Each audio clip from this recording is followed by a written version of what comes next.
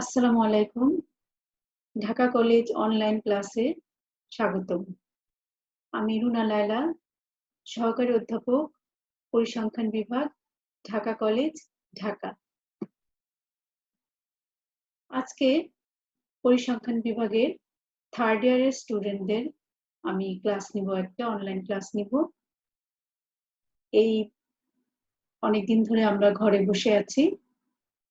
সময় নষ্ট না করে আমাদের এই সময়টাকে, বসে থাকা সময়টাকে কাজে লাগানোর উদ্দেশ্যে ঢাকা কলেজ কর্তৃপক্ষ, অধ্যক্ষ মহোদয় স্যার অনলাইন ক্লাস কার্যক্রমের সূচনা করেছেন।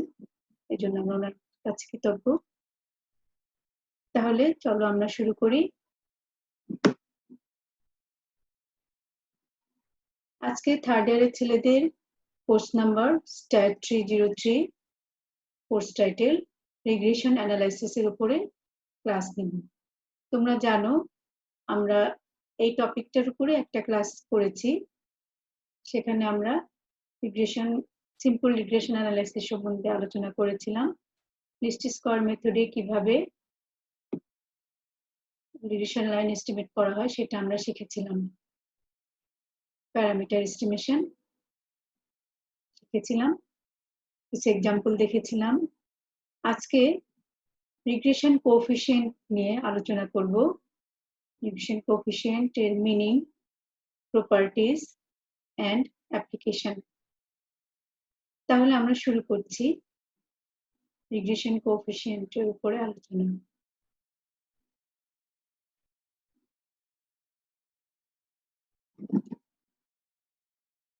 রিগ্রেশন কোএফিসিয়েন্ট কি? Regression coefficient is a statistical measure of average functional relationship between two or more variables. In regression analysis, one variable considered as dependent and other as independent. Thus, it measures the degree of dependence of one variable on others.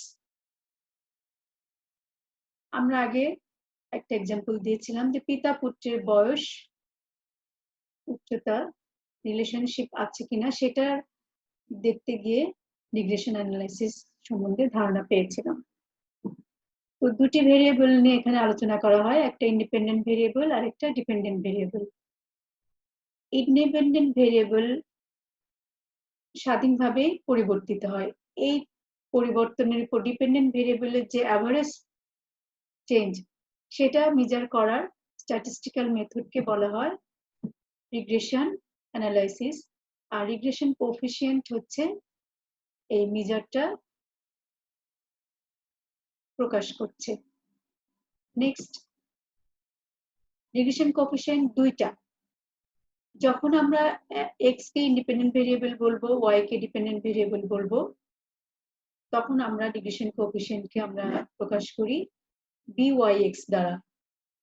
আবার যখন Y independent variable এবং x independent variable, তখন আমরা regression কোএফিসিয়েন্টকে প্রকাশ করি bxy, অর্থাৎ একটাকে আমরা বলছি by1x, আরেকটা হচ্ছে x bx1y।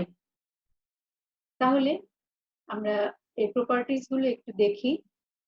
এটাকে আমরা নরমালি b দ্বারা ডিফাইন করি এবং byx একটা আরেকটা bxy। It is expressed in terms of original unit of data.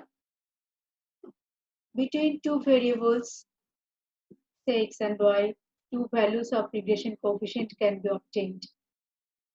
আমি বললাম যে দুইটা ভেরিয়েবলের জন্য আমরা দুইটা regression coefficient pi.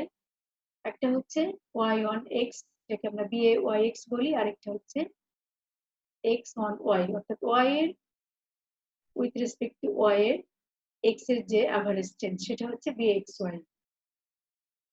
Both regression coefficient must have the same sign, অর্থাৎ একই সাইন হতে হবে। If byx is positive, bxy will also be positive and vice versa. Number 5. If one regression coefficient is greater than unity, then the other regression coefficient must be lesser than unity. Number 6, the geometric mean between two regression coefficient is equal to the correlation coefficient. অর্থাৎ r হচ্ছে correlation coefficient, তোমরা জানো, is equal to root over byx into bxy. yx actually suffix এখানে একসাথেও লেখা হয়ে গেছে, but byx into bxy root over. Arithmetic mean of both regression coefficient is equal to or greater than correlation coefficient. অর্থাৎ byx plus bxy by 2 is equal to or greater than correlation coefficient r. তাহলে এই properties গুলো follow করবে একটা regression coefficient, এটা তোমাদের মনে রাখতে হবে। এখন আমরা এই প্রপার্টির কিছু প্রপার্টিজ আমরা প্রুফ বা প্রমাণ দেখতে চাচ্ছি। তার আগে আমরা দেখে নিচ্ছি application of regression analysis. Number 1, it helps in finding out cause and effect relationship between two or more plant characters. Number 2, it is useful in determining the important yield contributing characters. Number 3, it helps in selection of elite genotypes but indirect selection of yield through independent characters. Number 4, it also helps in predicting the performance of selected plant in the next generation. Biological field A regression অ্যানালাইসিসটা বেশি ব্যবহার করা হয়, তবে বর্তমানে economic ফিল্ডেও এটি প্রচুর ব্যবহার রয়েছে। এগুলো আমরা গত ক্লাসেও কিছু আলোচনা করেছিলাম। নাও আমরা কিছু থিওরেম প্রুফ করি। এই যে একটা আমরা আগে বলেছিলাম একটা properties, regression coefficient is independent of origin but depends on scale. Correlation coefficient, regression coefficient এগুলোতে আমরা এই অ্যানালাইসিস গুলোতে আমরা বাইভেরিয়েট ডেটা ইউজ করি x y। তাহলে আমরা জানি যখন x independent variable, y dependent variable, তখন আমরা regression coefficient of y on x is b is equal to xi minus x bar summation xi minus x bar into yi minus y bar divided by sum of xi minus x bar whole square. এখন আমরা দুইটা নতুন variable নিচ্ছি u I and vi. ui is equal to xi minus a by c and vi is equal to yi minus b by d. এখানে a এবং b হচ্ছে origin আর c and d হচ্ছে স্কেলস। তাহলে আমরা new variable একটা ধরেছি ui আর একটা vi। ui is equal to xi minus a, এখান থেকে আমরা লিখতে পারি xi is equal to a plus c ui, so that x bar is equal to a plus c u bar. Similarly, vi is equal to yi minus b by d.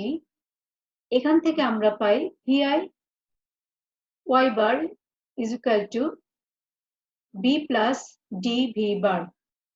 এখন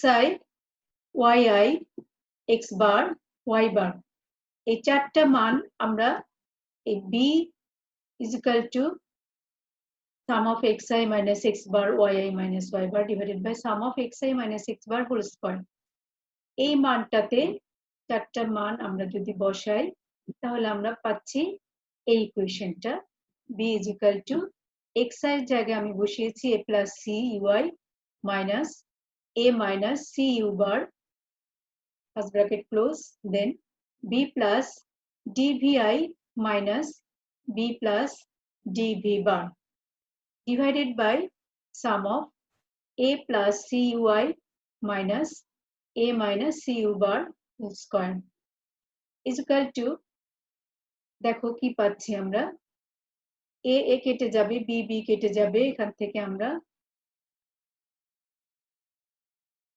d common নিচ্ছি, c common নিচ্ছি, ঠিক আছে? তাহলে আমরা কি পাচ্ছি, ui minus u bar into vi minus v bar divided by c into sum of ui minus u bar whole square. Clear?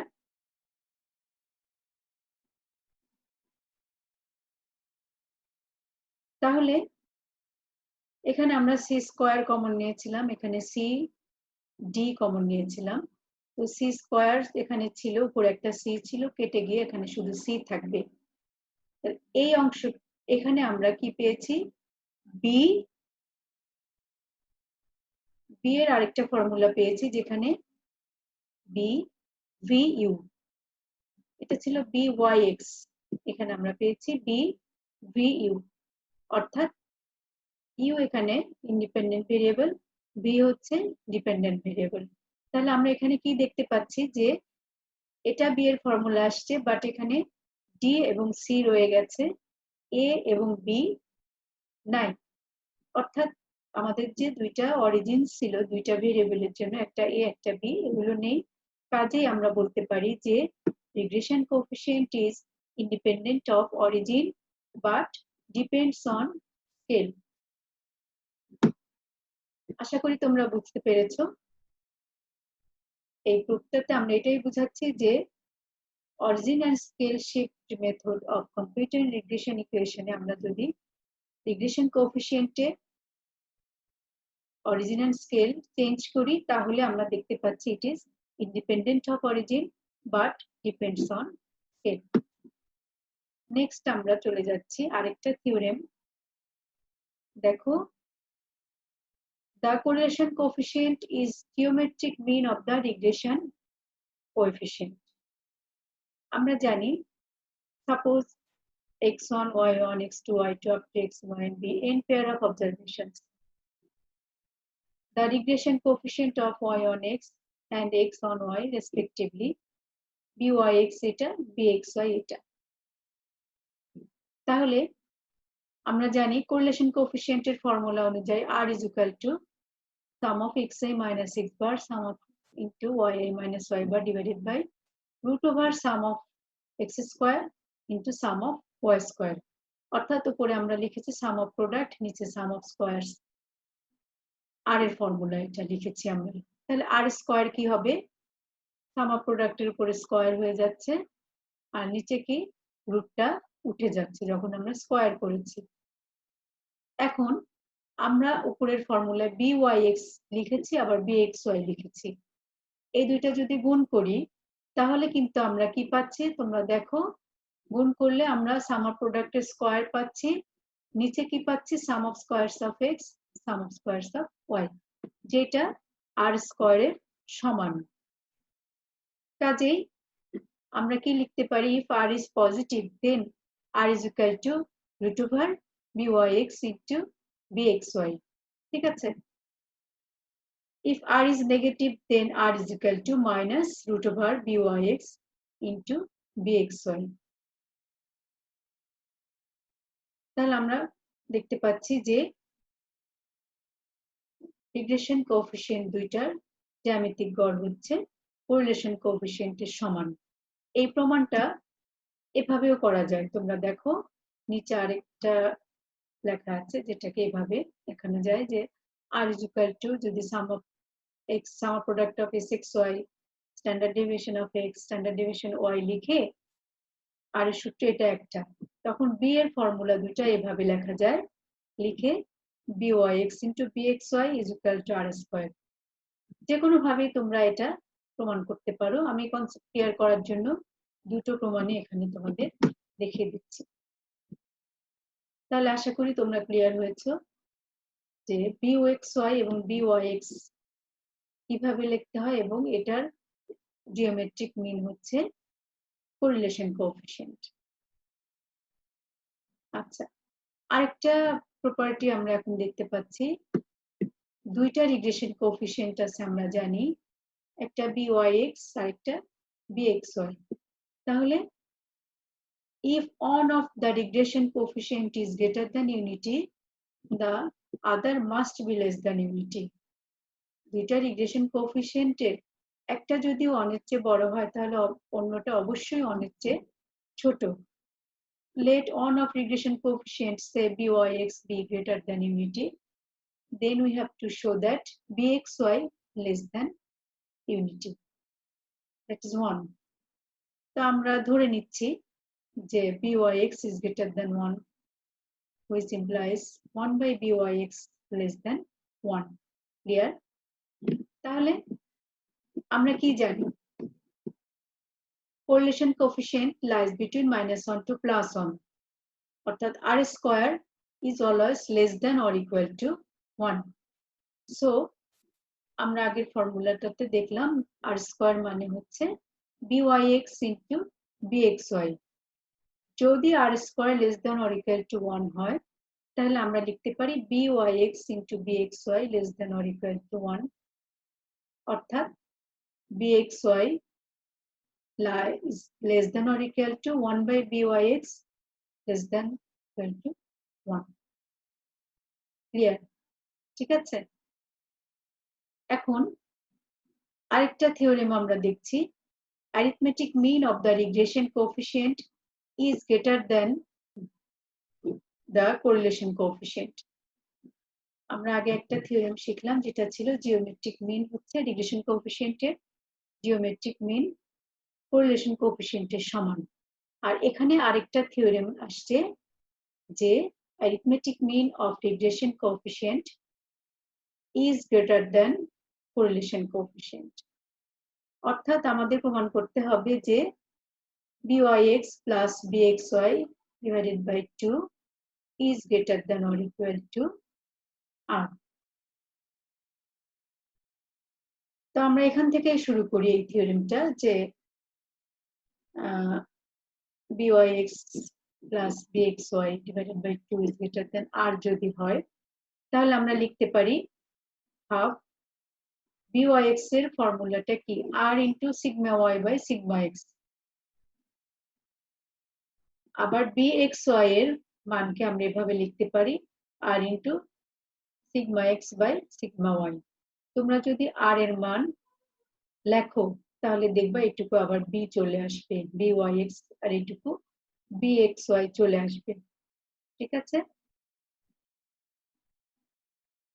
তাহলে এখান থেকে আমরা কি করতে পারি? sigma y by sigma x plus sigma x by sigma y. আর আমরা common নিয়েছি, common নিলে আর আর কেটে যাচ্ছে, এখানে আর কমন নিলে আর আর কেটে যাবে, শুধু থাকবে 2। ঠিক আছে? এখন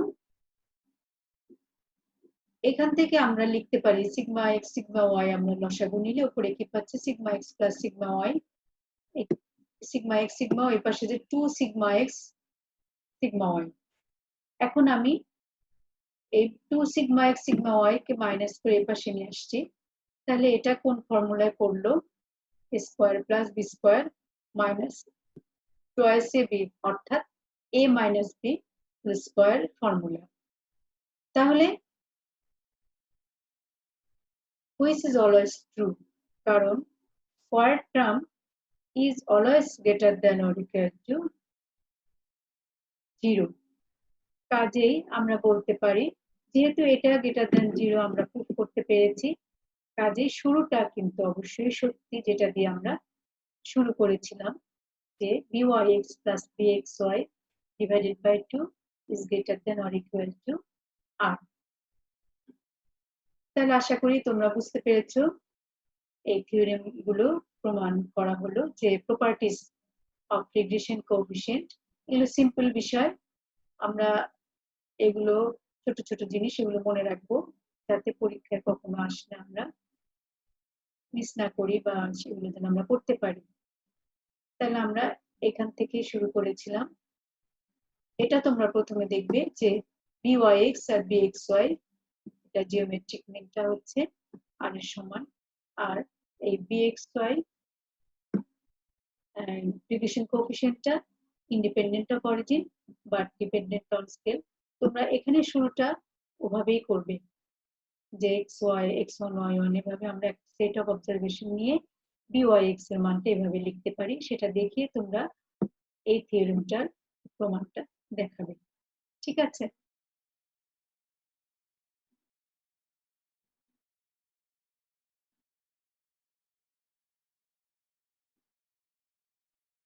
তাহলে আমরা থিওরেমগুলোর প্রমাণগুলো দেখলাম, তোমরা এগুলো প্র্যাকটিস করবে, না হলে কিন্তু এগুলো মনে থাকবে না।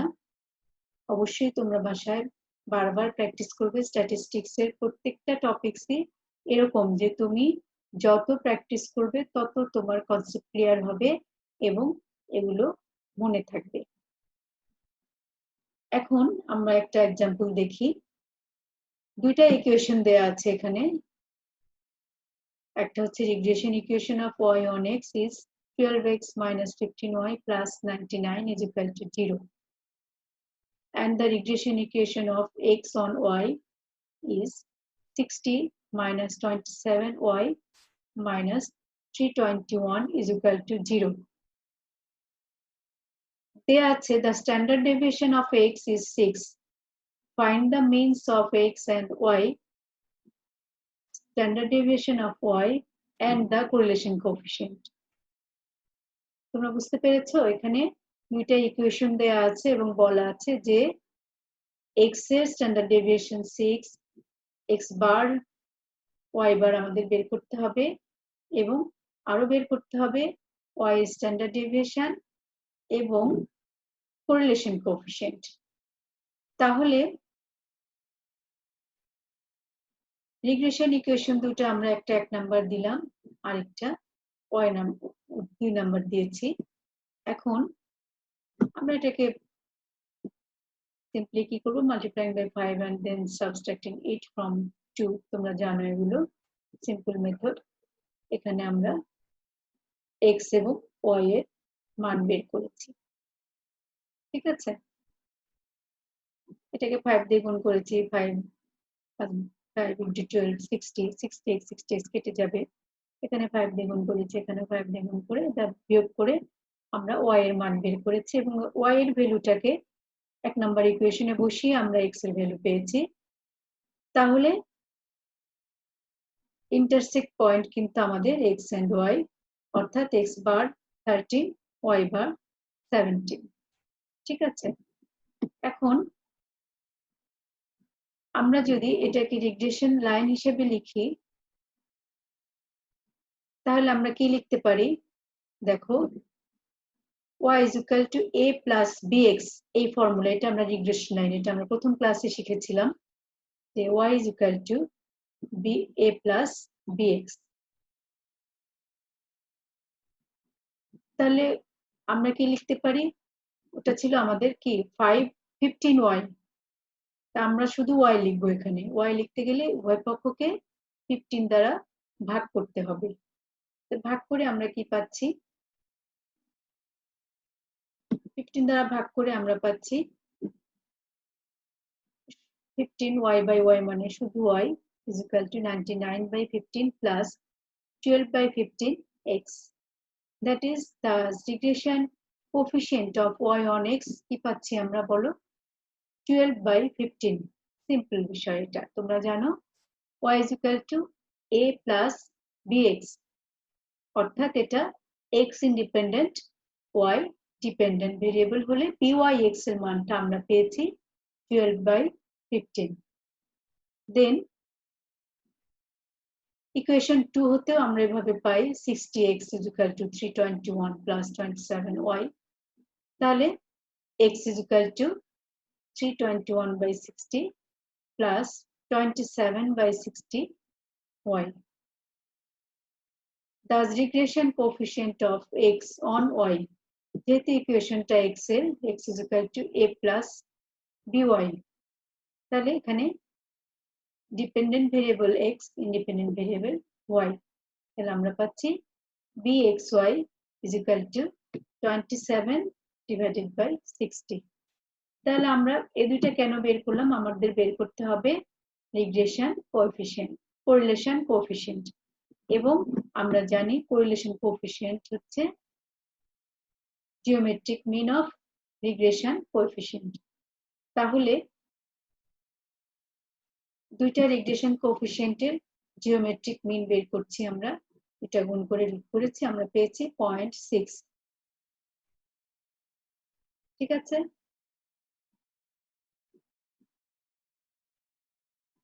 যেহেতু এখানে বলা আছে যে রিগ্রেশন আর পজিটিভ, তো correlation coefficient is also positive, এটা আমরা আগেও বলেছি। আবার আমাদের আরো বের করতে বলা হয়েছিল সিগমা ওয়াই, অর্থাৎ ওয়াই এর স্ট্যান্ডার্ড ডেভিয়েশন। আমরা জানি byx is equal to r sigma y by sigma x। তাহলে r এর মান আমরা পেয়েছি, byx ও আমরা জানি, তাই না? byx এর মান কত? byx এর মান আগে পেয়েছি 12/15। তাহলে r sigma y by sigma x is equal to 12/15। এখন যদি আমি এটা সলিউশন করি তাহলে আমরা পাচ্ছি r এর মান আমরা পেয়েছিলাম 0.6, সিগমা y আমাদের বের করতে হবে, অর্থাৎ standard deviation of y divided by sigma x এর মান আমাদের দেয়া ছিল, প্রবলেমে আমাদের দেয়া ছিল যে sigma x standard deviation of x is 6, এটা আমাদের দেয়া ছিল। এই মানটা আমরা এখন এখানে বসিয়েছি, বসানোর পরে আমরা কি পেলাম? Sigma y is equal to 120/15 is equal to 8. This is the standard deviation of y is sigma y is equal to 8. আশা করি তোমরা বুঝতে পেরেছো।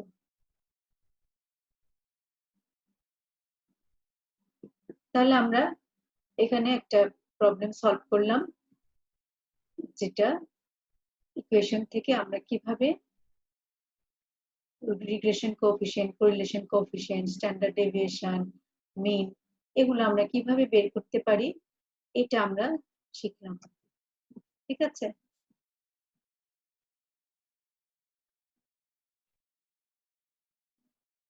তো আমরা আজকে যা যা শিখলাম এগুলো তোমরা প্র্যাকটিস করবে। শুরু থেকে আমরা আরেকটু দেখে নিচ্ছি যে properties, meaning of regression coefficient আমরা কি শিখেছিলাম।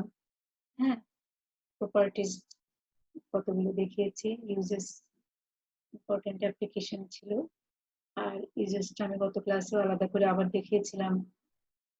তারপরে কিছু থিওরেম বা প্রপার্টিজের প্রমাণ দেখলাম আমরা। ফার্স্ট ছিল regression coefficient is independent of origin বা ডিপেন্ডস অন স্কেল। নেক্সট আমরা শিখলাম correlation coefficient is equal to geometric mean of regression coefficient, এটা দুই ভাবে প্রমাণ করা যায়, আমরা সেটা দেখলাম। এরপরে আমরা দেখেছি আরো দুইটা থিওরেম, এরপরে একটা এক্সাম্পল আমরা করলাম। আশা করি আজকের ক্লাস তোমাদের বুঝতে কোনো অসুবিধা হয়নি, এগুলো প্র্যাকটিস করবে। নেক্সট ক্লাসে আমরা পরবর্তী টপিকগুলো আলোচনা করব, সেগুলো আমি নেক্সট ক্লাসে দেখাবো। আপাতত আজকে এ পর্যন্তই। তোমরা সবাই ভালো থাকবে। আর যেটা প্রথমেই বলেছিলাম যে প্রতিটা ক্লাস তোমরা প্র্যাকটিস করবে, প্র্যাকটিস না করলে এই ক্লাসগুলো তোমাদের আয়ত্তে আনা সম্ভব না। বাসায় যেটুকু, বাসায় তো এখন তোমরা বসে থাকো, অনেক সময় পাও, এই সময়গুলো যেন কাজে লাগে। তো সবাইকে ধন্যবাদ। আল্লাহ হাফেজ।